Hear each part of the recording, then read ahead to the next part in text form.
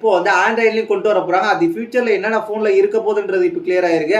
அது என்னென்ன பிராண்ட்ல வரப்போகுதுன்னு கேட்டீங்கன்னா, ஓப்போவில் வரப்போகுது, ரியல்மியில் வரப்போகுது, இந்தியாவில் லான்ச் ஆகாத நியூபியாவில் வரப்போகுது. ஓப்போவில் வந்து எந்த சீரியஸ்ல நம்ம எதிர்பார்க்கலாம்னு கேட்டீங்கன்னா, ஓப்போவில் ஃபைண்ட் எக்ஸ் 8ல வரப்போகுது.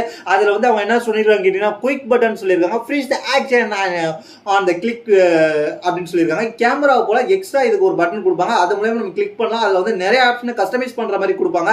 இது வந்து ஓப்போ, ரியல்மிலையும் வரப்போகுது, அண்ட் நியூபியாலையும் வரப்போகுது இப்படின்ற மாதிரி இப்போ கன்ஃபார்ம் பண்ணியிருக்காங்க.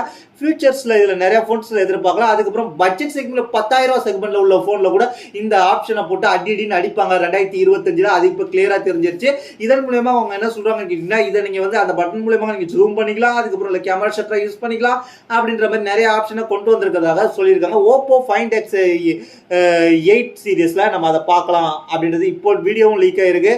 நிறைய இடத்துல இப்போ அதை பத்தி பேச ஆரம்பிச்சிட்டாங்க.